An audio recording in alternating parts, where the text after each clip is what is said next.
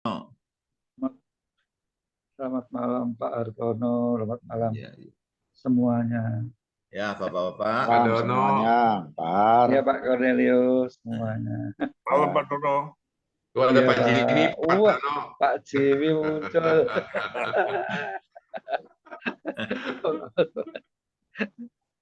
Ya, selamat malam semua Bapak-Bapak ya. Kita Selamat bersyukur malam. ya masih diberi kesempatan untuk bisa berkumpul. Ini ada yang masuk lagi nih Pak Rosli. Selamat malam. Pak Bagus, Mas Moro. Oh, Pak Mas Henry Rusli ini. Dari Bandung, Ya, Pak. Ini Pak Bandung Henry ya. Rusli ini. Terus Malam. Abah Dedi, selamat malam. Shalom, selamat malam. Ya, malam. Maaf off-cam ya. Ya, nggak apa-apa. Kita mulai ya, Bapak-Bapak ya. Kita akan awali dengan doa. Mari saya ajak Bapak-Bapak semua untuk kita sujud di hadapan Tuhan. Bapak yang di surga, selamat malam, kami bersyukur Tuhan sudah berkati di kami dalam hidup kami di sepanjang hari ini. Kami sudah boleh menyelesaikan apa yang menjadi tugas kami. Dan malam ini Tuhan, Kau juga sediakan kami Tuhan waktu untuk kami boleh bersekutu dengan Tuhan, dengan teman-teman worship ini, untuk kami boleh menyatakan rasa syukur kami, menyatakan pujian kami kepada Tuhan, penyembahan kami. Kami mau merendahkan diri Tuhan supaya hanya Engkau Tuhan yang bertahta di dalam kehidupan kami Tuhan. Hanya Engkau Tuhan yang layak untuk menerima segala pujian, hormat, dan syukur kami Tuhan. Hanya Engkau Tuhan yang boleh dan kami persilahkan untuk memimpin hidup kami Tuhan. Dan malam ini Tuhan kami mau menyatakan semuanya itu di dalam pujian, penyembahan yang sudah disiapkan oleh hamba-Mu, Pak Bagus, beserta dengan keluarga, Bu Feli, juga Audrey, di rumah. Tuhan, kami mau menikmati kehadiran Tuhan di tengah-tengah kami di dalam pujian ini. Mari Tuhan, Engkau sendiri yang akan memimpin kami, Roh-Mu lah Tuhan yang akan menyertai kami, memberkati kami Tuhan, memulihkan kami dan menyatakan Tuhan isi hati-Mu kepada kami semua di sepanjang worship ini. Kami mempersilahkan Tuhan yang bertahta di atas puji-pujian kami sebagai umat-Mu. Terima kasih Tuhan, kami mau memulai waktu ini kira-kira 1 jam ke depan sepenuhnya hanya di dalam nama Tuhan kami Yesus Kristus. Mari Bapak-Bapak, juga mungkin ada Ibu yang siap untuk memuji menyembah Tuhan, kita sama-sama katakan bersama, amin. Amin. Ya, saya serahkan langsung ke Pak Bagus saja. Ya, selamat malam teman-teman semuanya. Sebelum kita mulai, kita akan membaca di suatu ayat di Lukas pasal 4 ayat ke-27. Ada yang mau membacakan mungkin? Ya, saya bacakan ya. Ya. Firman Tuhan dari Lukas 4 ayat ke-27. Dan pada zaman Nabi Elisa banyak orang kusta di Israel. Dan tidak ada seorang pun dari mereka yang ditahirkan selain daripada Naaman, orang Syria itu. Demikian firman Tuhan. Ya, terima kasih Pak Tono. Jadi kemarin saya mendapatkan ayat itu, tapi di menjelang worship ini saya disuruh menyampaikan ayat ini ya. Jadi kalau dulu orang itu mencari mujizat itu harus pergi ke satu tempat, atau kalau orang mau menyembah Tuhan itu harus ke Bait Allah itu. Nah, tapi kalau sekarang ini ketika zaman kita hidup ini, Roh Allah, Roh Kudus itu sudah include di dalam kita. Jadi sebenarnya buat kita ini sekarang yang hidup di zaman sekarang ini, untuk mencari Tuhan itu tidak perlu pergi kemana, tidak perlu menghadap kemana, karena Roh Allah itu sudah include di dalam diri kita ini. Cuman apa yang menjadi pesan yang akan disampaikan malam hari ini adalah bagaimanakah Tuhan ketika menyampaikan ayat ini, dia itu habis bergumul dengan pencobaan di padang gurun setelah mengalami puasa itu. Nah, ketika itu dia menyatakan, mengutip salah satu nats di kitab Yesaya sebelum itu, terus dia mengatakan ayat ini. Nah, Yesus ketika menyatakan ini di depan bangsanya sendiri itu juga ditolak dan dia diusir keluar dari sinagog dan hampir dibunuh. Nah, saya melihat di kisah Naaman ini, teman-teman pasti nggak asing lagi ya.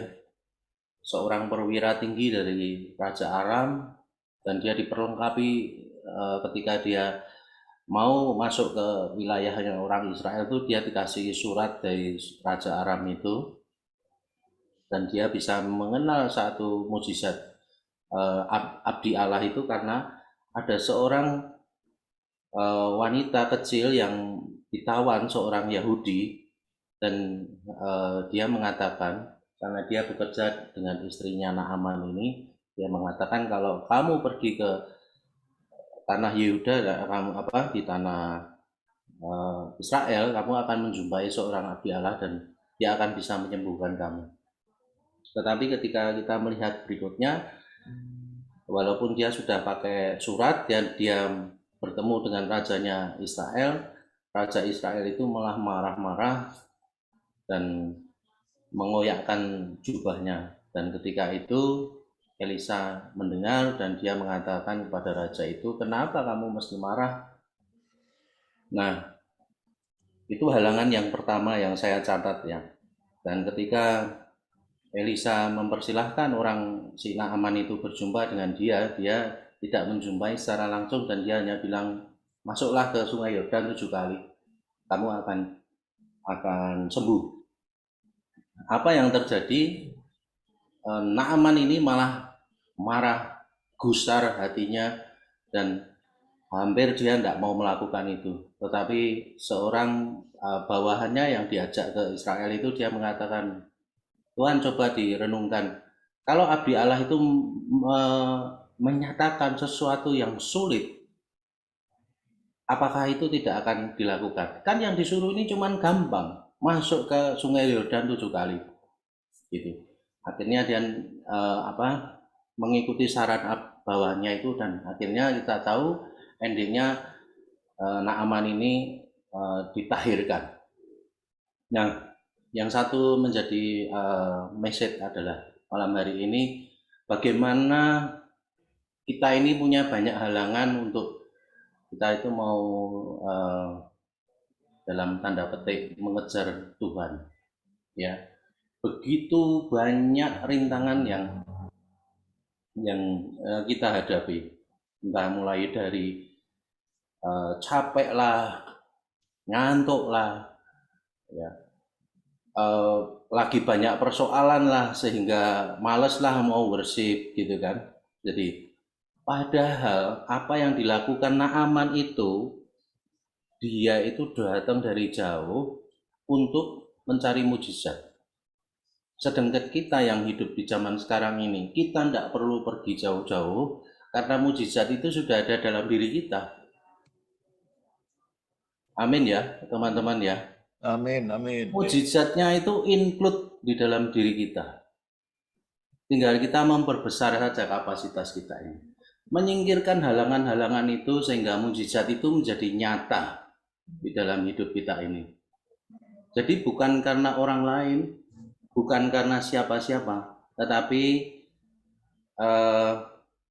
kedekatan kita dengan Tuhan itu tergantung diri kita sendiri, bukan dari orang lain. Bukan dari istri atau suami kita, bukan juga dari anak-anak kita. Tapi pribadi kita sendiri mengejar hadirat Tuhan itu, disitulah kuncinya. Ketika kita bisa menyingkirkan halangan-halangan, seperti Naaman tadi. Raja Israel mulai menghalangi, wah ini orang Aram mau cari gara-gara ini sama aku. Gitu ya. Akhirnya dia kedua kali gusar, disuruh Elisa untuk masuk ke sungai Yordan. Apakah sungai di Suriah itu tidak kurang bagus? Airnya tidak lebih bening, ya kan? Itu kan halangan-halangan yang timbul sehingga mujizat itu hampir tidak terjadi pada diri Naaman. Nah, ketika Yesus menyampaikan ini, dia pun nyaris dihakimi sama orang Israel. Jadi malam hari ini pesannya adalah begitu banyak rintangan yang menghalangi kita itu untuk dekat dengan Tuhan. Mari kita siapkan hati kita, pikiran kita, lidah bibir kita untuk senantiasa bisa dalam tanda petik mengejar hadirat Tuhan.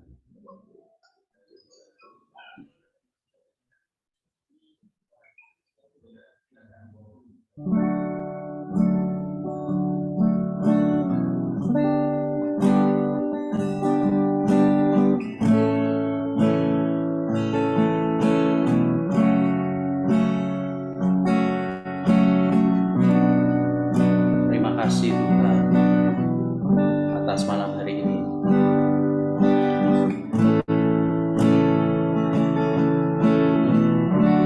Kami secara manusia banyak halangan-halangan yang merintangi kami untuk bisa merasakan kehadiran Tuhan, untuk bisa sekedar merasakan dekat dengan Tuhan. Banyak sekali hal-hal yang mengganggu kami. Tapi kami percaya bahwa Tuhan yang sebagai sumber berkat dalam kehidupan kami, sumber keselamatan, Engkau adalah Allah yang setia. Engkau adalah tanduk keselamatan kami, kota benteng kami, perisai kemenangan kami.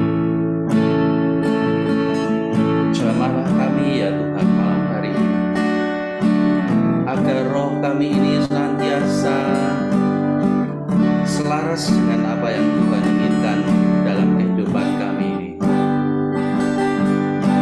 agar kami mampu kami dimampukan untuk melakukan kehendak-Mu dalam kehidupan kami. Urapi kami Tuhan malam hari ini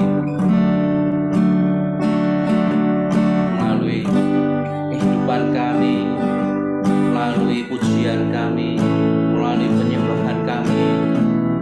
Kami ingin selalu menyenangkan hati-Mu ya Tuhan.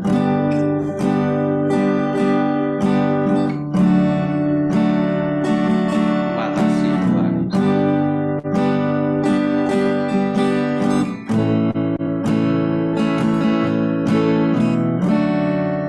Nyanyi puja bagi-Mu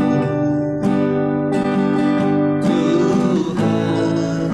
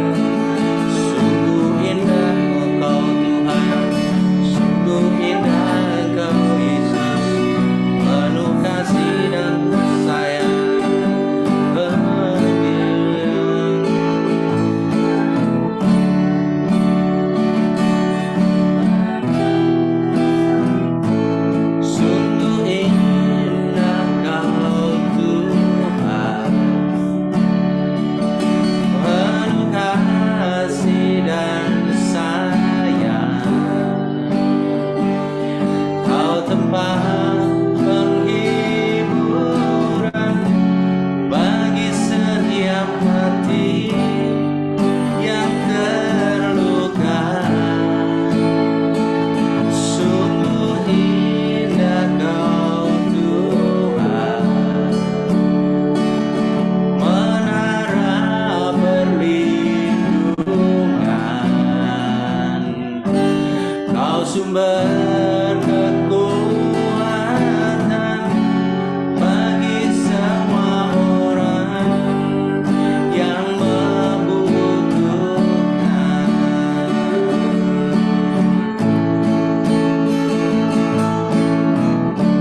Sungguh indah Kau Tuhan, penuh kasih dan sayang. Kau tempat penghiburan bagi setiap hati yang terluka. Sungguh indah Kau Tuhan, menara perlindungan. Kau sumber kekuatan bagi semua orang yang membutuhkan.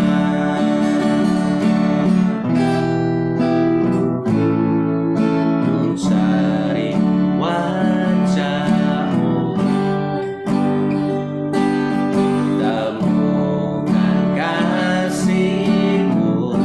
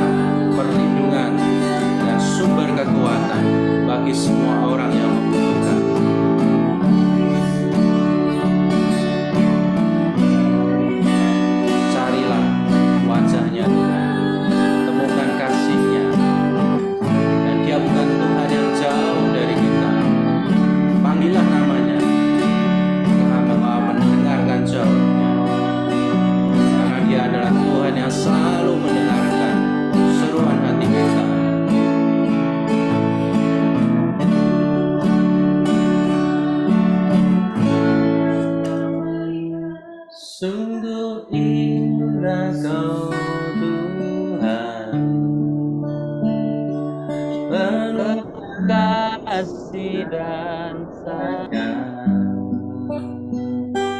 Kau tempat penghiburan bagi setiap hati yang terluka. Sungguh indah Kau Tuhan, menara perlindungan,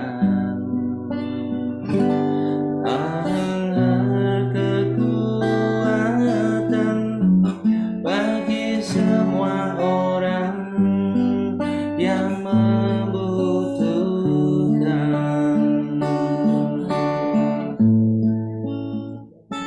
Sungguh indah Kau Tuhan, penuh kasih dan sayang. Kau tempat penghiburan bagi setiap hati yang terluka. Sungguh indah Kau Tuhan, menara perlindungan. Kau sumber kekuatan bagi semua orang yang membutuhkan. Mari rasakan lawatan Roh Kudus pada kita malam hari ini. Jamahannya, tangkaplah keindahan Tuhan, rencana-rencananya di dalam hidup kita.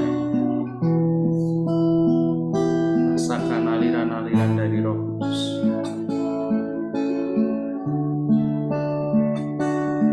Jangan berhenti untuk memuji, jangan berhenti untuk menyembah Dia, jangan berhenti untuk bermasmur bagi namanya yang kudus. Dia adalah menara perlindungan.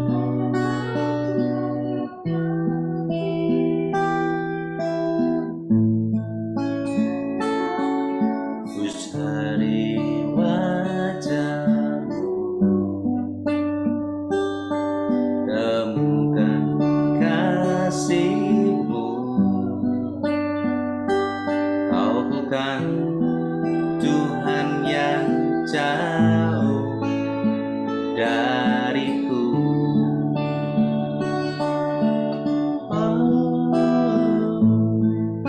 Ku panggil nama-Mu, ku dengar jawab-Mu. Kau Tuhan yang selalu dengar seruan hatiku.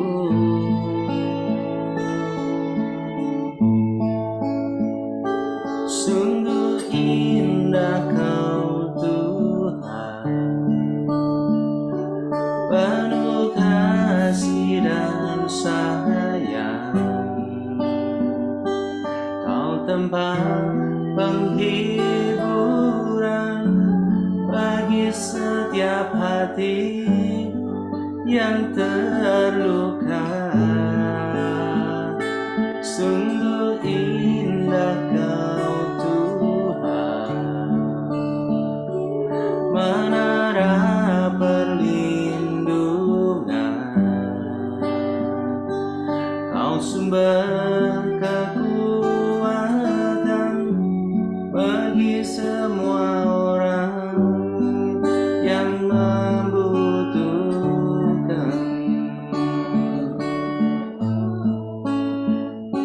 Sungguh indah Kau Tuhan, penuh kasih dan sayang. Kau tempat penghiburan bagi setiap hati yang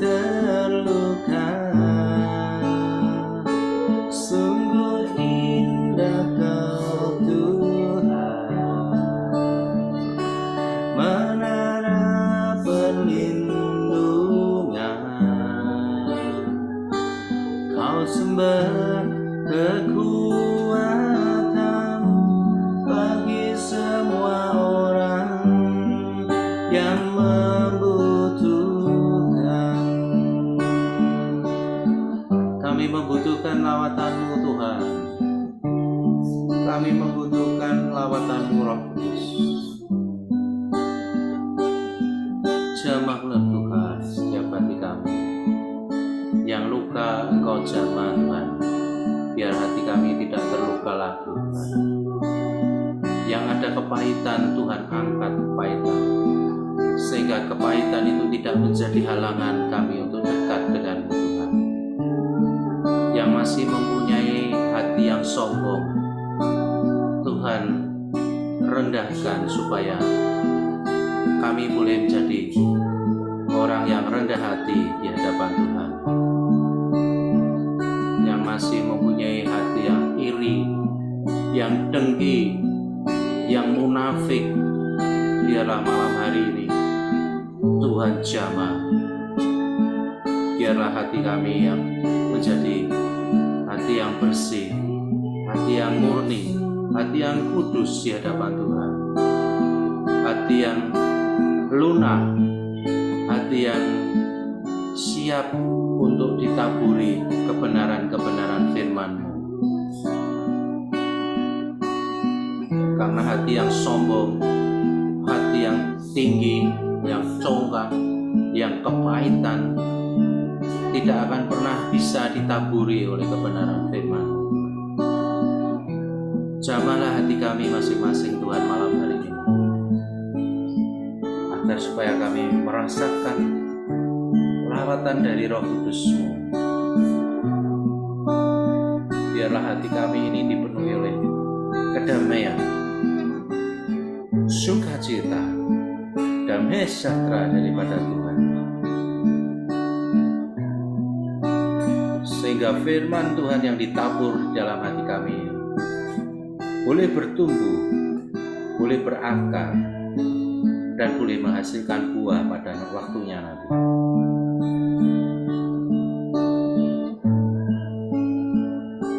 Sungguh indah Kau Tuhan, penuh kasih dan sayang. Kau tempat penghiburan bagi setiap hati yang terluka. Sungguh indah Kau Tuhan, menara perlindungan. Kau sumber kekuatan bagi semua orang yang membutuhkan.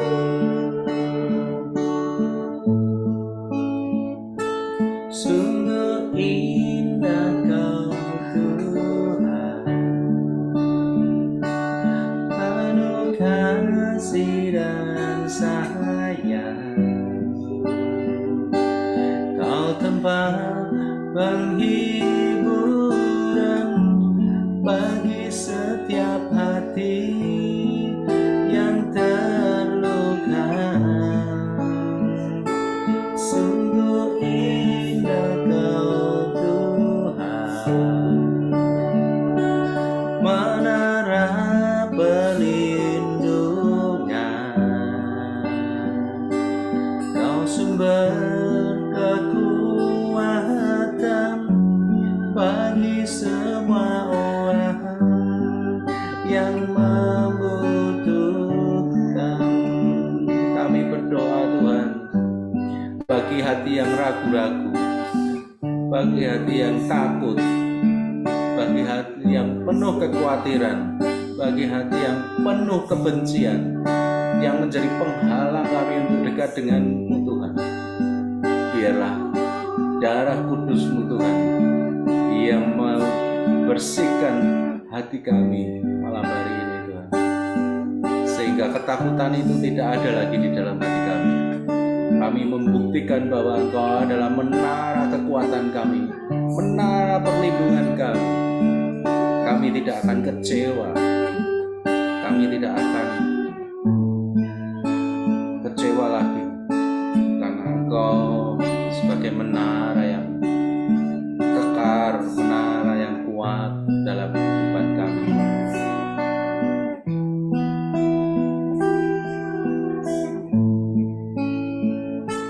Sungguh indah Kau Tuhan,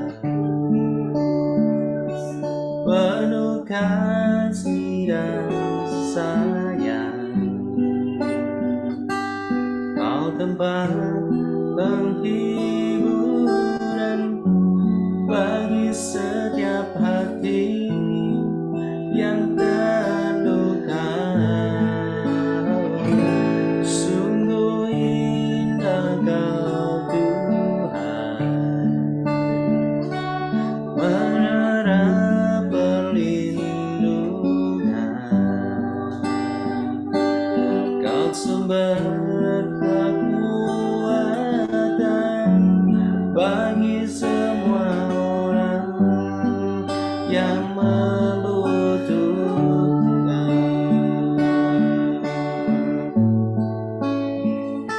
Sungguh indah Kau Tuhan,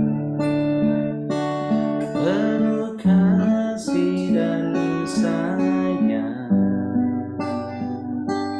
Kau tempat penghiburan bagi setiap hati yang terluka. Sungguh indah Kau Tuhan, menara perlindungan. Kau sumber kekuatan bagi semua orang yang membutuhkan.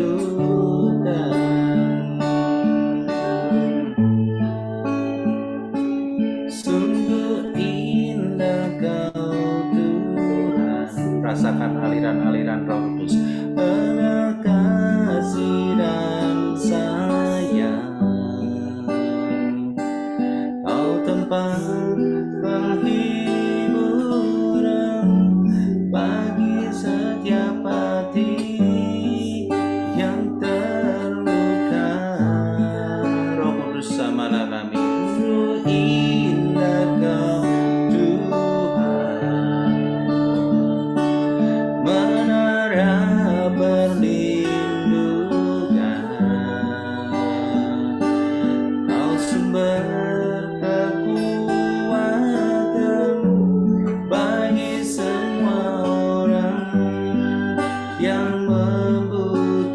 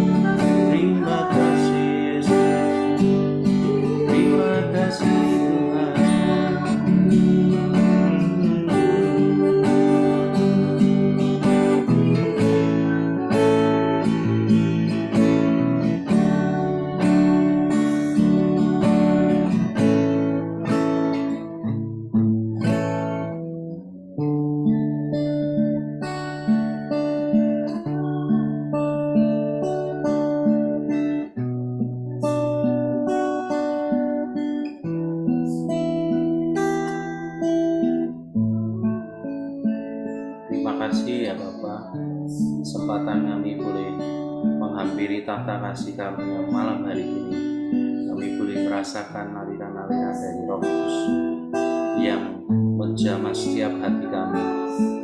Kami percaya ya Tuhan Yesus, bahwa firman-Mu, perkataan-Mu, janji-janji-Mu Tuhan, pasti akan digenapi dalam seluruh kehidupan kami. Terima kasih Tuhan.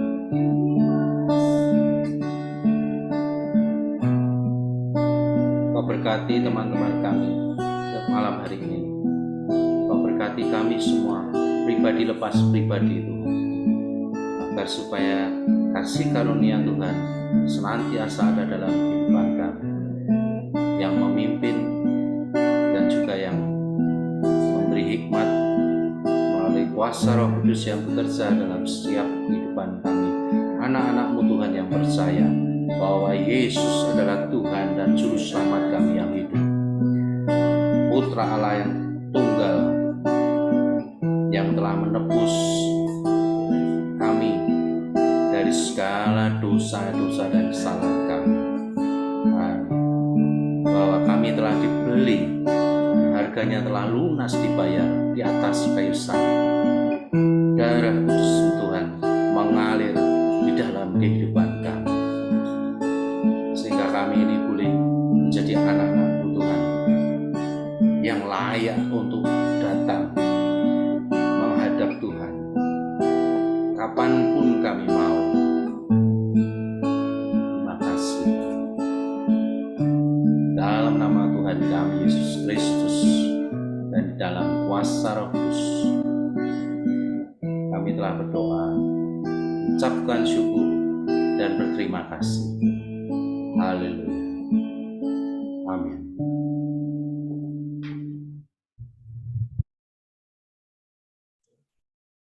Ya, terima kasih Pak. Bagus. Bapak Ibu semua diberkati ya. Amin. Saya merasakan satu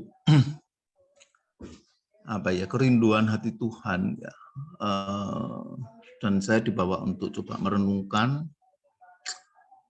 dari seluruh pujian ini ya, kemudian pada ayat firman yang tadi pertama kali disampaikan ya Pak Bagus itu, kenapa di situ dikatakan hanya Naaman yang disembuhkan, ditahirkan. Berarti ada banyak ya sebenarnya yang mungkin minta kesembuhan dari Tuhan, tetapi dikatakan di zaman Elisa itu hanya Naaman. Nah, saya coba ketika dalam puji-pujian itu, tema pujian malam ini banyak tentang kehausan ya, kehausan, kerinduan kepada Tuhan. Kemudian ya di pujian yang terakhir itu memanggil namamu ya, jadi satu keakraban dengan Tuhan begitu. Dan Naaman kalau kita perhatikan dalam kisah yang kita bisa baca di 1 Raja-Raja pasal yang kelima itu memang tadi Pak Bagus juga sudah cerita bahwa Naaman ini memiliki satu kehausan yang mencari Tuhan begitu, sehingga dari jauh dia dari negara yang lain ya, dari Aram atau Syria, rela melakukan perjalanan menuju ke Israel. Dan di zamannya Naaman itu kan Aram ini negara yang lebih kuat ya, lebih besar daripada Israel. Jadi dia seperti orang dari kota masuk ke pedalaman begitulah. Jadi ada satu kehausan, ingin sembuh, mencari Tuhan. Tetapi ada hal yang lain ya yang bisa kita perhatikan, bahwa ya sebagai seorang panglima tentu saja ya, yang juga diizinkan oleh rajanya gitu, dia membawa harta benda yang banyak gitu ya. Jadi dalam hatinya dia merasa bahwa harusnya aku harus disembuhkan nih gitu ya. Dia ingin sembuh dalam tanda petik ya, dia ingin menyuap Tuhan gitu ya, dengan persembahan yang banyak. Dan Dan itu tidak hanya ada di dalam diri Naaman, tetapi juga kebanyakan dari kita juga seperti itu. Ada sesuatu yang kita pegang, yang kita banggakan gitu. Apakah itu uang? Bisa juga uang, harta. Tetapi juga bisa dalam hal yang lain, pelayanan kita, ya, talenta kita. Wah, aku kan sudah melayani Tuhan. Aku kan juga sudah begini. Aku sudah pergi ke sana kemari begitu. Nah, itu juga yang dilakukan oleh Naaman pada awalnya, sehingga ketika sampai di tempatnya Elisa, ternyata bahkan Elisa pun tidak menyambut dia. Nah, ini sesuatu yang sangat tidak diharapkan oleh Naaman gitu, dan justru malah Naaman disuruh untuk menyelam di Sungai Yordan, sungai yang nggak bersih lah gitu ya mestinya gitu ya. Dia di situ dia sampai ya seperti kecewa, marah dan malu, dipermalukan karena harus disuruh menyelam sampai 7 kali di sungai yang tidak bersih, yang kotor. Bahkan dia mengatakan sungai-sungai di negeri kita itu lebih bagus, lebih bersih. Tetapi justru disitulah Tuhan itu, kita bisa melihat ya, Tuhan itu menguji. Mau nggak kamu gitu? Dan saya percaya bahwa kenapa kok hanya Naaman yang disembuhkan, karena yang lain nggak mau. Yang lain mungkin ya tetap pada kesombongannya, pada merasa diri lebih baik, sudah merasa berjasa, sudah merasa hebat begitu ya, sehingga nggak sembuh. Dan puji Tuhan, Naaman ini atas bujukan daripada pengawal-pengawalnya, gitu, dia mau merendahkan diri. Itu saya membayangkan ya, Naaman itu sungguh-sungguh merendahkan diri loh Bapak-bapak dan Ibu ya di sini ya. Kenapa? Karena orang sakit kusta itu badannya, waduh, kotor atau banyak ini ya, luka, ada banyak ini. Tanda-tanda kusta itu kan menjijikkan gitu. Dan ketika dia mandi di Sungai Yordan itu dia harus buka baju kan. Nah, semua yang mengawal dia di situ kan akan menyaksikan gitu. Dan itulah yang ya dia mau lakukan. Dia bersedia melakukan dan akhirnya dia mengalami mukjizat Tuhan. Jadi disinilah selain butuh kehausan, rasa lapar untuk berjumpa dengan Tuhan, mengatasi semua kendala, hambatan apapun yang selalu akan ada ketika kita mencari Tuhan. Tetapi kunci daripada Naaman ini adalah kerendahan hati. Dia mau merendahkan diri, terhina, dipermalukan demi untuk bisa berjumpa dengan Tuhan. Nah, inilah yang dimiliki atau tidak dimiliki oleh orang-orang selain dari Naaman, sehingga dikatakan di dalam Lukas 4 ayat 27 tadi hanya Naaman yang ditahirkan. Nah, bagi kita tentu itu menjadi satu pelajaran juga ya. Pelajaran juga ya, khususnya buat saya gitu ya. Kalau mencari Tuhan, menyembah Tuhan itu kita seringkali juga masih ada rasa merasa diri sudah lebih baik dari yang lain, merasa diri berjasa di dalam pelayanan gitu ya. Itu seringkali terbawa, dan itulah yang menghalangi kita. Hambatan yang sesungguhnya itu adalah di dalam diri kita itu. Selain kehausan, rasa haus yang harus terus dipelihara ya, tetapi juga kerendahan hati di hadapan Tuhan. Ya, dalam bahasa Jawa saya beberapa kali sering menyebutkan juga, jangan rumongso iso, tapi iso rumongso. Siapa saya sih di hadapan Tuhan? Ya. Kita ini orang-orang yang layak sebenarnya dibuang oleh Tuhan. Tetapi Tuhan mau mengambil hidup kita. Itu satu hal yang perlu kita renungkan terus. Karya salib Tuhan mati untuk hidup kita, Bapak-bapak dan saya. Nah, itu Kalau kita terus di dalam perenungan itu, kita akan punya kerendahan. Iya ya, aku ini sebenarnya orang nggak layak. Kalau bisa, kalau sampai saat ini boleh ikut di dalam worship ini, ikut boleh melayani Tuhan, itu kan satu kasih karunia, anugerah saja, bukan karena kita lebih hebat dari orang lain. Ya, itu yang saya dapatkan, Bapak-bapak dan Ibu, melalui worship ini, dan saya bersyukur, terima kasih untuk semuanya, juga khususnya Pak Bagus, juga Bu Feli dan Opri yang mendukung di rumah ya. Nah, mari Bapak-bapak yang lain, saya percaya Bapak semua juga mendapatkan lawatan Tuhan malam ini ya, amin. Mari silakan siapa yang mau melanjutkan, memulai atau melanjutkannya. Mari saya persilahkan. Ini ada Pak Edi, Pak Hartono nih dari Jabar 5, Pak Edi. Pak Edi, ya, selamat malam. Pak Edi, welcome, senang sekali bisa bergabung malam ini. Pak. Pak Edi, mungkin ada yang mau dibagikan, di-sharingkan untuk jadi berkat buat kita semua? Iya. Sebetulnya apa ya? Kita ini nggak ada apa-apanya di hadapan Tuhan. Amin. Kita ini sampah. Tapi oleh Tuhan kita diangkat tidak jadi sampah, tapi jadi sesuatu yang indah di hadapan Tuhan.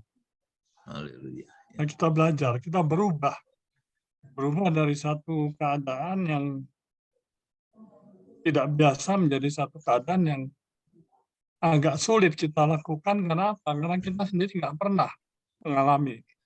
Inilah yang proses yang Tuhan berikan pada kita semua, supaya kita ini menjadi semacam bentuknya yang diharapkan oleh Tuhan. Ya, kita ditempa, dibentuk. Ya, saya nggak bisa apa-apa.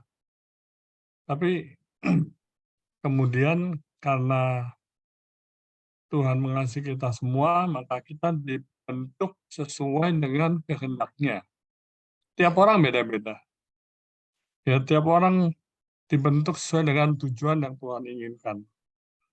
Dan diri saya sendiri juga demikian. Dulu saya nggak ngerti, Pak.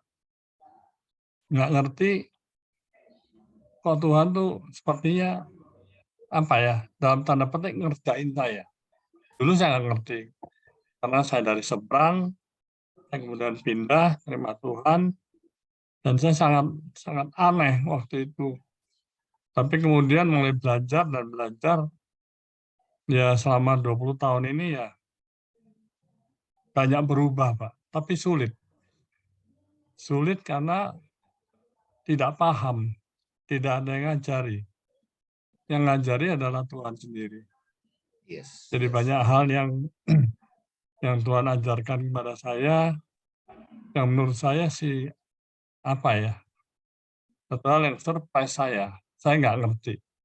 Tapi Tuhan bilang belok ya belok, berhenti ya berhenti, itu yang saya ikuti sekarang. Dan saya tidak neko-neko seperti dulu mau-maunya saya sendiri, tapi maunya Tuhan yang saya kerjakan di dalam hidup ini. Dari saya itu Pak yang bisa saya tambahkan, saya baru bergabung karena selama ini tidak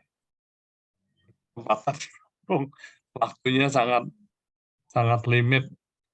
Iya. Bisa bergabung, Terima saya kasih bergabung. Pak Edi. Iya Pak, terima Terima kasih kasih. untuk sharingnya, untuk bergabung juga. Ya. Next time kalau ada waktu silahkan. Kita tiap Rebo ya jam 9. Ya. Ya, Salam baik, buat Pak. teman-teman di Bandung ya. Baik, sudah diawali Pak Edi. Mari yang lain menyusul. Ya, shalom. Shalom, Mbak Dedi. Maaf off-cam ya.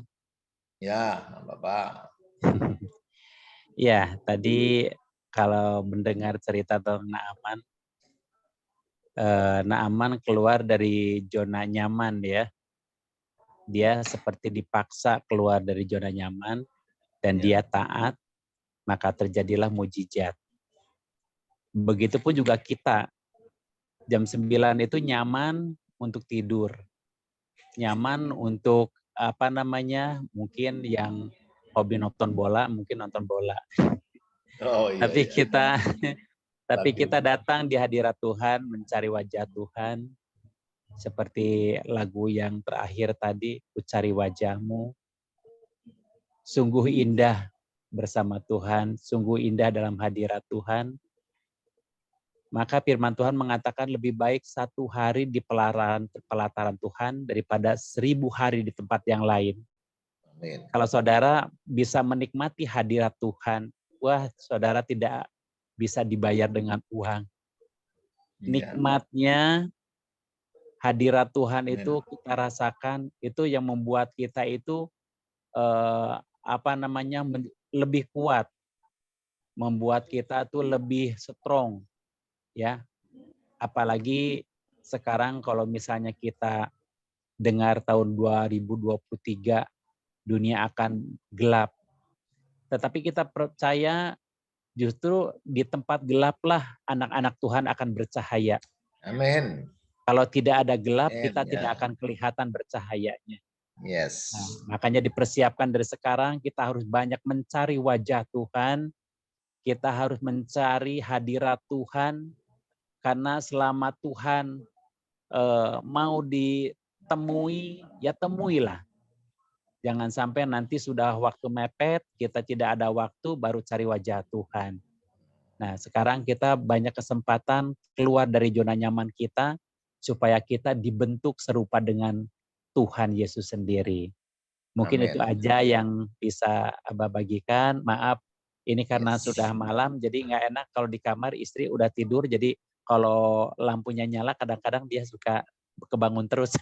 Bangun ya, iya Pak. Ya. Ya, terima kasih, Tuhan berkati Terima kasih semuanya. ya Pak Dedi, ya Tuhan berkati juga, ya itulah. Jadi kita semua ini sebenarnya kalau dipikir-pikir gitu ya, keluar dari zona nyaman, kemudian dipimpin Tuhan menuju ke padang gurun ya istilahnya ya, seperti zaman dulu Israel itu. Tetapi untuk dibawa kepada satu tanah yang berlimpah susu dan madu. Ya mestinya bersyukur kan. Nah, tetapi kita ini kan ya itu tadi, daging, kita punya kelemahan. Gitu ya. Tapi melalui worship ini kita sedang dilatih, persiapan. Ya, mari dilanjutkan. Apa-apa yang lain? Udah banyak ini.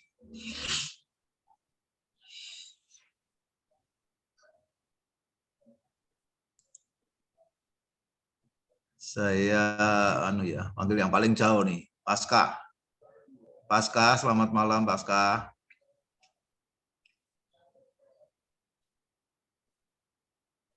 Monitor nggak ini? Malam Pak. Selamat malam. Malam Pak. Ya, ini Pasca ini dari Medan nih, jadi dari yang ikut malam ini yang paling jauh ya, bener ya Pasca ya. Ya, ada yang mau dibagikan Pasca? Kalau bicara mengenai kisah Naaman ya Pak, jadi pernah kita bahas juga sih di perhimpunan bicara mengenai Naaman. Memang sebetulnya di sini saya lihat ya ada peran penting. Artinya di samping memang Naamannya sendiri ya sebenarnya dia juga komplain ya waktu dikasih challenge dia itu untuk di Sungai Yordan yang notabene pada masa itu kurang bersih dibandingkan sungai-sungai di negaranya gitu kan.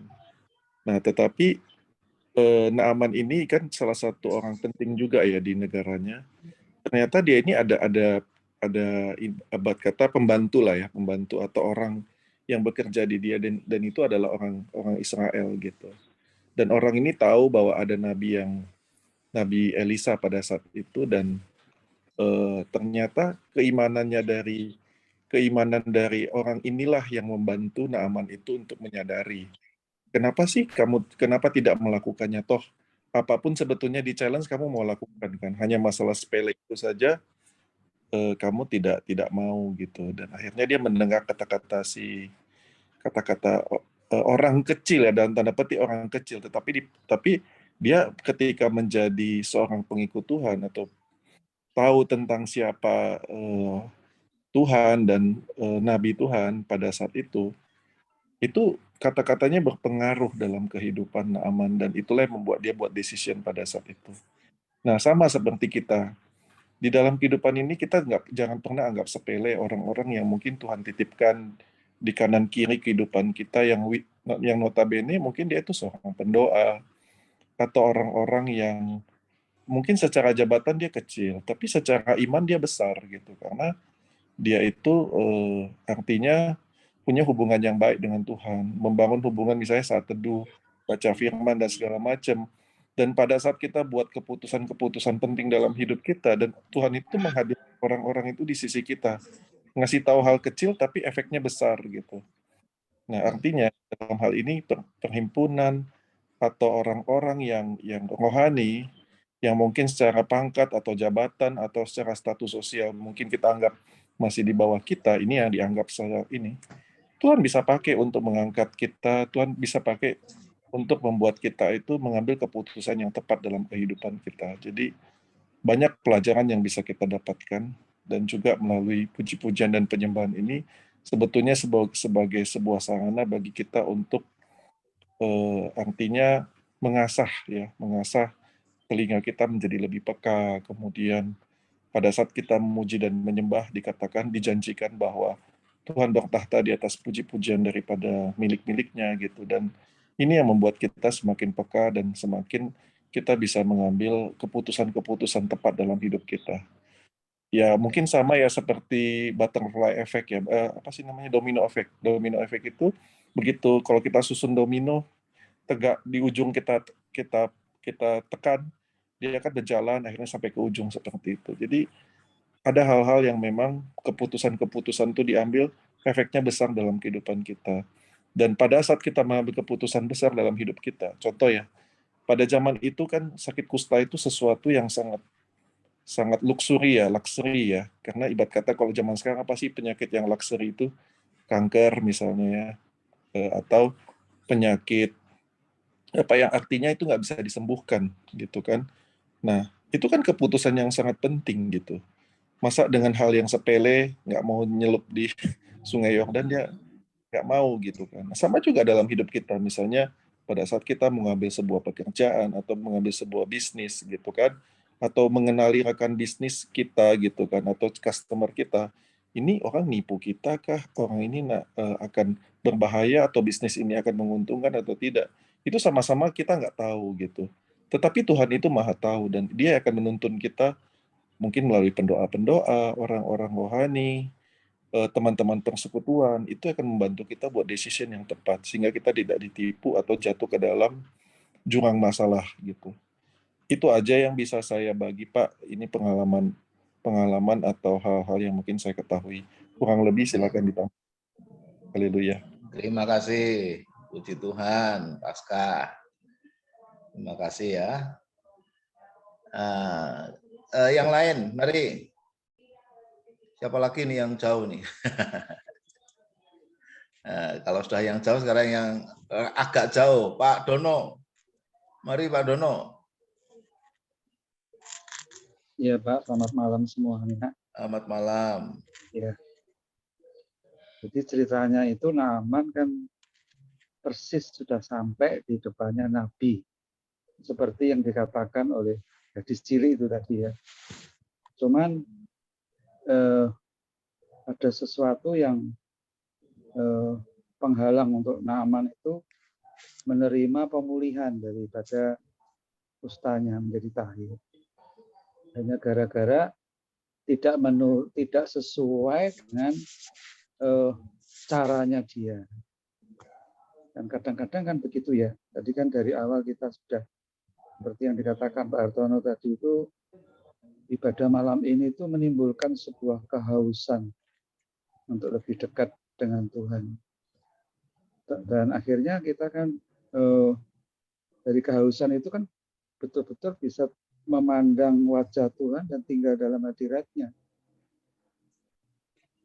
Untuk mendapatkan pemulihan atau kesembuhan atau mukjizat yang selama ini kita dambakan itu tidak boleh goyah sedikit pun.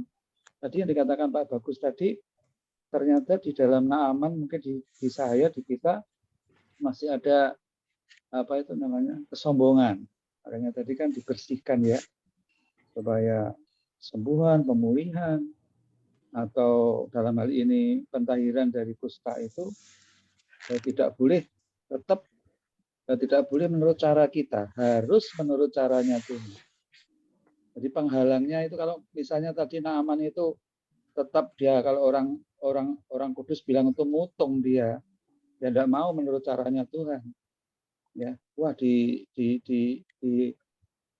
mana Aram itu sungai Abana dan Parpar jauh lebih bersih.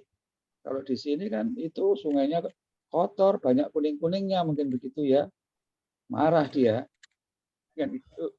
Tapi yang luar biasa itu timnya tadi berkata, Tuhan Bapak, kan perintahnya tidak berat. Ya sebetulnya firman Tuhan itu perintah Tuhan kan memang tidak berat ya Bapak ya. Tapi kadang-kadang penghalangnya untuk kita bisa mengalami penggenapan daripada janji Tuhan itu kita sendiri yang sering membantah. Kok tidak menurut cara kita? Tapi luar biasanya ya tadi kerendahan hati daripada Naaman tadi, dia mau mendengar suara daripada timnya tadi, rekan-rekannya, sehingga dia mendapatkan pemulihan. Jadi intinya yang saya sampaikan itu, buah daripada worship ini biarlah betul-betul menghasilkan hati yang lembut. Jadi apapun caranya Tuhan untuk memulihkan kita, ya kita sungguh-sungguh yakini. Ya memang kadang-kadang bertentangan dengan daging kita. Lah kok caranya kok begini? Tapi kalau itu cara Tuhan itu, wah manis sekali. Hasilnya manis sekali dan membuat kita bisa wow, membuat kita ini bisa sungguh-sungguh terpesona. Saya melengkapi itu saja Pak Artono dan Bapak-bapak, bahwa janganlah kita dari hasil buah daripada worship yang tadi Pak Abah Dedi mengatakan enak-enaknya orang tidur, tapi jangan goyah kita untuk mempercayai Tuhan kita. Tuhan kita omnipresent, maha hadir, dimanapun kita berada. Tuhan Yesus memberkati.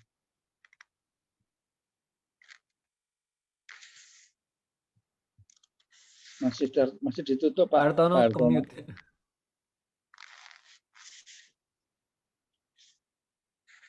Mas, ke-mute Pak. Artono.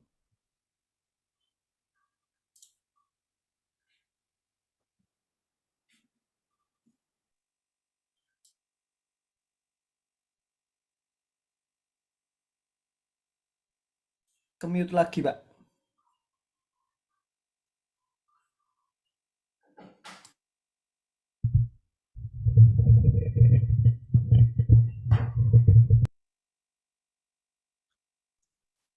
Ya, sorry. Sudah dengar suara saya? Dengar Pak, ada. Oke. Ya, mari. Terima kasih Pak Dono sudah melengkapi. Ya. Wah, malam ini kok pembahasan jadi ke Naaman ya. Mari yang lain-lain.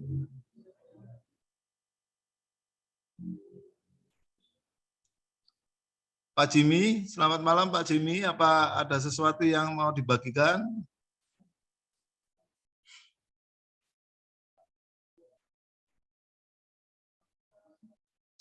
Malam-malam Pak. Ya ini sebenarnya kita Naaman ini satu mukjizat yang terjadi. Sering kalau kita itu sering pakai pikiran sendiri. Kok Tuhan bilang begitu? Sedangkan secara secara pikiran kita aneh sekali. Menurut sama suara Tuhan itu aneh sekali. Tapi ya itu untung tadi abdinya yang dia mungkin lebih percaya sama Tuhan. Jadi dia ngomong sama Naaman supaya nurut aja lah. Memang dalam kita percaya sama Tuhan tuh iman kita tuh mesti harus benar-benar nyerah sama Tuhan. Nanti Tuhan yang bekerja dalam hidup kita. Saya juga ada satu pengalaman, saya punya kontrak kerja yang itu besar, kok Tuhan ngomong awas, hati-hati jalanmu licik. Itu Bu Nani yang bicara waktu doa puasa. Aduh, aneh. Wong saya udah jelas ada kontrak besar untuk ngirim jam panjang ke pabrik semen Nusantara di Cilacap. Kok Tuhan ngomong gitu? Jadi ya wes lah, apa itu namanya? Tetap saya kerjakan. Betul itu. Saya ngambil mobil baru lagi, mobil trailer 5 lagi, mobil saya kurang, saya ngambil mobil trailer 5, dalam tempo 1 bulan setengah lah, langsung di-cut itu saya. Aduh, benar-benar saya nggak nurut sama Tuhan itu resikonya besar sekali. Tapi ini puji Tuhan kalau Naaman bisa nurut sama Tuhan melalui abdinya. Terus saya waktu itu, tapi Tuhan tetap tolong saya. Saya waktu itu buat aset saya nggak untuk hancur saya. Soalnya nggak ada muatan untuk trailer. Trailer bukan mobil. Mobilnya kan mesti barang-barangnya mobil yang panjang, besar. Itu saya muat yang panjang. Ya, saya minta ampun sama Tuhan. Saya datang ke Bu Nani. Saya minta ampun sama Tuhan, terus didoakan Tuhan ngomong 6 bulan selesai bisa lunasi. Tapi Tuhan baik sama saya. Saya dapat kontrak kayu, 3 bulan semuanya beres semuanya. Itu yang luar biasa. Sering kita tidak dengar suara Tuhan. Kalau Tuhan udah ngomong itu rasanya aneh, tapi itulah supaya kita benar-benar di situ. Saya nggak berani lagi kalau udah ada perintah Tuhan, saya mesti lakukan jalan. Memang secara manusia kok aneh, wong ini ada begini kok suruh hati-hati, apa saya mesti kontrak itu saya mesti batalin, kan nggak mungkin. Tapi kalau udah ngomong dia dan amin. Jadi ya asal kita minta ampun sama Tuhan, Tuhan pasti tolong. Itu yang saya bagikan Tuhan. Amin, haleluya. Tuhan. Haleluya. Haleluya. Haleluya. Ya. Terima kasih Pak Jimmy. Jadi kalau sama Tuhan taat itu harus 100% ya Pak Jimmy ya. Iya, kalau kadang-kadang kita itu tawar-menawar gitu ya. Wah, ini tentu enak kok nggak boleh. Aneh. Aneh. Tentu aneh. Tapi itu mesti dituruti. Ya. Tapi kalau kita berbalik lagi sama Tuhan, Tuhan juga pasti tolong. Dalam tempo 3 bulan, saya bisa lunasi semua utang-utang saya. Itu yang luar biasa. Puji Tuhan. Terima kasih Pak Jimmy untuk kesaksian, sharingnya. Ya, kita semua harus belajar ya. Sama Tuhan itu ya baik dan amat baik. Jadi ya Tuhan melatih kita untuk kalau percaya ya 100%. Nggak boleh tawar-menawar. Nah, ini pengalaman Pak Jimmy ini penting buat kita nih, khususnya yang muda-muda ini. Ya, banyak yang muda-muda di sini ya. Biasanya muda. Betul ya, Do ya? 100%, Oke, Pak. yang lain mari. Ya, Cun mau bicara, Cun?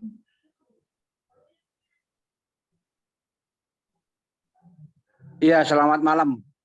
Selamat malam. Tadi yang kesaksian mengenai perjanjian itu kebetulan saya mendapatkan mata kuliah hukum perjanjian itu hati-hati soal kalau tidak melaksanakan perjanjian itu ada efeknya atau tidak itu. Jadi mengingatkan saja. Kesaksian malam ini saya kemarin sudah ngomong sama Edo, saya akan bicara sesuatu ya.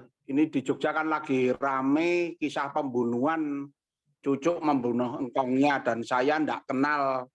Tapi saya karena sama orang Tionghoa, saya begitu hari itu juga saya ngomong ke keluarganya untuk membantu pengamanan di rutan sama lapas dan nanti bisa dikondisikan, karena bagaimanapun saya pernah untuk menolong seseorang harus menjadi seperti roti dan anggur dulu diremukkan, jadi harus mengalami dulu baru menolong. Kalau pengacara saya aja yang 100 juta aja enggak bisa nolong di dalam itu. Jadi yang tahu adalah orang yang pernah mengalami betul-betul pernah mengalami diremukkan. Itu jadi kemarin itu saya juga mengingat ingat di Malioboro itu banyak kejadian seperti itu, ya. Ini sekalian saya ngomong ke teman-teman ini kan kebanyakan sudah berkeluarga dan punya anak, punya cucu. Jadi kejadian seperti itu memang banyak karena apa? Karena anak itu tertolak, sakit hati. KB itu salah, menurut saya itu salah orang tua, karena anak itu adalah putih seperti salju. Jadi ini saya mengingatkan kepada diri saya sendiri semua, dan kemarin saya juga ada satu orang di Malioboro, saya sampai ngomong, saya digerakkan tuh bukannya mau campur-campur ya, tapi saya ngomong, Om, dulu anakmu mau mateni kowe toh, mau gebuki. Nah, itu saya digerakkan, padahal umurnya udah 80 tahun, tapi saya seperti ada yang menimbulkan keberanian. Karena apa? Banyak kejadian-kejadian seperti yang terjadi, yang menghebohkan seperti di Jogja ini. Jadi buat yang muda-muda juga ya, yang muda-muda juga itu yang mau kawin harus berhikmat. Kita ini diberi hikmat supaya apa? Generasi mendatang itu lebih baik daripada generasi sekarang. Generasi sekarang harus lebih baik daripada generasi singkong saya, kan gitu. Kita diberi hikmat ya untuk lebih baik. Jadi belajar dari pengalaman orang lain, dari yang sudah ada. Nah, saya Tuntun punya pengalaman-pengalaman yang juga akan jadi berkat buat orang-orang yang saat ini juga membutuhkan. Sekaligus juga dibagikan tentang ya bagaimana hubungan orang tua dan anak ya. Ya saya juga sedang merenungkan itu ya, kenapa beberapa hari terakhir ini ya minimal saya mencatat ada 4 kasus di Indonesia ini yang dimana cucu bunuh kakek, anak bunuh orang tua dan kakak, itu bisa 4 kasus gitu ya. Jadi dan rata-rata memang ketika ditulis di koran itu ya karena sakit hati, karena utang piutang. Jadi sebenarnya hal-hal yang nggak pantas untuk kemudian direspon dengan melakukan kejahatan itu. Ya seperti yang terjadi di Jogja ini katanya menyangkut uang utang 80 juta. Buat si kakeknya ini, kondisi yang kita bisa lihat ya, 80 juta itu bukan duit yang gede.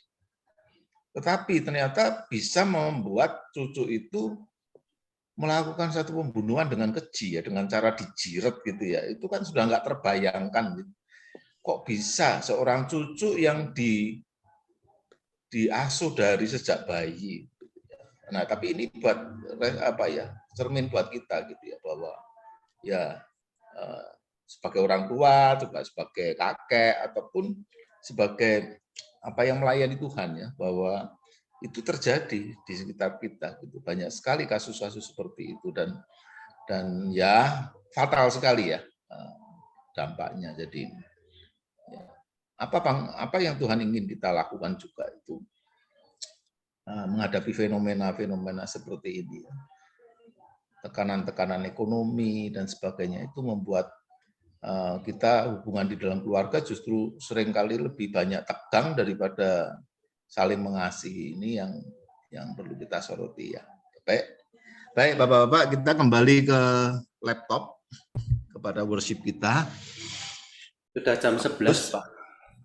Pak Bagus mau menyampaikan sesuatu? Enggak, Pak. Jadi saya kira sudah cukup ya. Cuman tadi saya sampaikan di cerita Naaman itu Jadi ketika Tuhan Yesus itu menyampaikan perkataan tentang Naaman, tentang janda di Sarfat, dan terlebih lagi penggenapan dari Yesaya itu di dalam Injil Lukas itu, Yesus pun bahkan mau dibunuh sama orang Israel. Nah, ketika Naaman itu mau menerima mujizat itu pun banyak tantangannya. Jadi memang itu contoh-contoh di dalam Alkitab itu sesungguhnya membuat kita ini tidak gentar, tidak takut, karena kalau kita mau mendekat kepada sumber mukjizat itu pasti banyak tantangannya. Jadi saya berharap kita semua malam hari ini belajar tentang itu. Jadi apa yang diingatkan Tuhan ketika lagu yang terakhir tadi, ketika saya entah berdoa entah apa, saya juga nggak ngerti ya, tapi berbicara tentang hati yang pahit, hati yang sombong, hati yang itu akan dibersihkan oleh Tuhan. Ketika kita menyerahkan diri kepada Tuhan, Tuhan akan membersihkan hati kita itu dengan Roh Kudus. Amen. Ya, saya kira itu, Pak. Jadi ketika kita bersih, bejana kita yang kemarin diisi itu dibersihkan, diisi oleh Tuhan, dan itu modal kita untuk menyelesaikan pekerjaan kita ini sampai kita nanti dipanggil pulang sama Tuhan. Gitu. Menurut saya itu. Jadi kenapa harus ada dalam worship ada basicnya firman? Karena kita bisa mengenali janji Tuhan, mengamini apa yang dilakukan oleh Tuhan itu melalui firman-Nya itu. Amin. Gitu. Haleluya. Tanpa itu kita seperti orang yang buta yang nggak tahu arahnya mau kemana tanpa firman Tuhan. Tetapi ketika hatinya itu kotor, penuh dengki, penuh iri, penuh caci maki, ya. Sekarang ini kalau kita ndak benar-benar bersinggungan dengan Roh Kudus, banyak pelintiran-pelintiran di luar sana yang kadang membuat iman kita menjadi lemah. Itu aja Pak Hartono. Maaf Pak Hartono. Ya Pak Jimmy, silakan. Saya ada saran, kalau diterima, kita bikin grup Pak, jadi kita bisa sharing satu dengan yang lain. Oh iya. Maaf saya Pak. catat nomor teleponnya Pak Jimmy, saya catat Pak. 081 ya 322 ya 8 678 38. Saya ulangi ya, 081 322 867 838 ya. Ya. Supaya kita ini bisa sharing satu dengan yang lain. Ya, kalau gini kan ketemunya 2 minggu sekali, Pak. Minggu sekali, Pak. Seminggu sekali, ya toh. Ya. Tapi kalau itu kita bisa sharing, ada berita apa kan kita bisa saling. Ya. Ya ini kita Pak, ada grupnya. Ya. Nanti saya masukkan Pak Jimmy. Kita ada grup worship ya. Terima kasih, Pak. Terima kasih. Sama-sama Pak Jimmy ya. Baik, Bapak-bapak masih ada yang mau sharing? Kalau nggak ada, ini sudah jam 11 kurang 3 menit ya. Pak Cornelius bersedia menutup dalam doa? Baik, Pak Hartono. Ya. Mari, Pak. Ya, mari sama-sama berdoa, Bapak-bapak. Tuhan Yesus, terima kasih buat malam ini, Tuhan. Kami boleh menikmati, Tuhan, jam-jam saat teduh, Tuhan. Kami boleh menaikkan pujian, penyembahan, Tuhan. Kami juga boleh mendengar, sharing satu sama lain, Tuhan. Terima kasih, Tuhan. Engkau yang selalu memberikan semangat baru kepada kami. Engkau yang selalu memberikan kekuatan baru bagi kami, Tuhan. Terima kasih, Engkau sungguh baik, Tuhan. Engkau yang selalu menopang Tuhan, Engkau yang selalu memberikan kesembuhan, pemulihan di hati kami Tuhan. Di masa-masa yang seperti sekarang ini Tuhan, Engkau sungguh pribadi yang luar biasa. Engkau yang maha tahu, Engkau yang maha tahu apa yang menjadi keperluan kami Tuhan. Dan disitulah Engkau mensuplai kami Tuhan dengan kekuatan-Mu yang luar biasa Tuhan, kekuatan supranatural Tuhan yang tidak bisa kami temukan sendiri, tapi kami beroleh kemurahan dari Engkau. Terima kasih buat malam ini Tuhan. Seberapa yang hadir pada malam ini, biarlah Engkau yang melawat setiap pribadi kami Tuhan, jamah setiap kami Tuhan. Amin. Berikan Tuhan pencerahan buat setiap kami. Berikan Tuhan ada sukacita damai di hati Tuhan Yesus. Amin. Haleluya. Engkau yang maha tahu Tuhan apa yang menjadi pergumulan setiap kami malam ini Tuhan. Kiranya Engkau yang menjawab semuanya. Terpuji nama-Mu, memberkati Tuhan anak-anak-Mu yang sudah Engkau pakai menjadi alat-Mu, Pak Hartono, Pak Bagus beserta keluarganya Tuhan. Terima kasih Tuhan buat malam ini. Kami mau akhiri pertemuan kami malam ini. Kiranya Tuhan Engkau melindungi kami sepanjang malam ini. Amin. Tuhan. Bungkus kami dengan kuat kuasa darah-Mu. Amin. Bangunkan besok pagi dengan tubuh yang sehat, kuat dan sejahtera. Dalam nama Yesus. Amin. Amin. Haleluya. Terima kasih Pak Cornelius. Powerful Terima kasih. Terima kasih semuanya. Selamat malam. Selamat beristirahat. Berkati.